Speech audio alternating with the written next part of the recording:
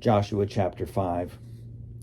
When all the kings of the Amorites beyond the Jordan to the west, and all the kings of the Canaanites by the sea, heard that the Lord had dried up the waters of the Jordan for the Israelites until they had crossed over, their hearts melted, and there was no longer any spirit in them because of the Israelites. At that time the Lord said to Joshua, "Make flint knives and circumcise the Israelites a second time."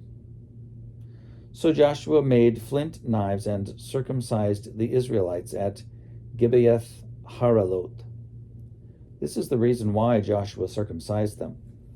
All the males of the people who came out of Egypt, all the warriors, had died during the journey through the wilderness after they had come out of Egypt. Although all the people who came out had been circumcised, yet all the people born on the journey through the wilderness after they had come out of Egypt had not been circumcised.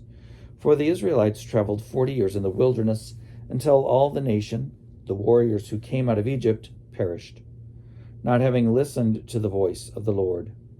To them the Lord swore that he would not let them see the land that he had sworn to their ancestors to give us, a land flowing with milk and honey. So it was their children, whom he raised up in their place, that Joshua circumcised, for they were uncircumcised, because they had not been circumcised on the way. When the circumcising of all the nation was done, they remained in their places in the camp until they were healed.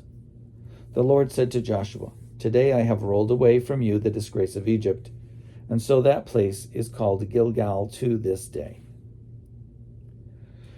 While the Israelites were camped in Gilgal, they kept the Passover in the evening on the 14th day of the month in the plains of Jericho.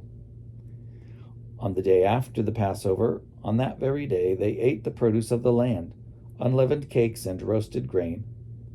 The manna ceased on the day they ate the produce of the land, and the Israelites no longer had manna. They ate the crops of the land of Canaan that year.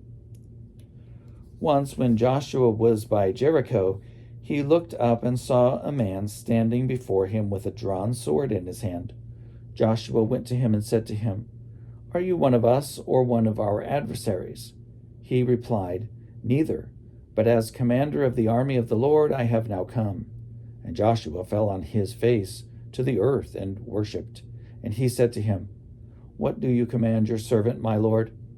The commander of the army of the Lord said to Joshua, "Remove the sandals from your feet, for the place where you stand is holy." And Joshua did so.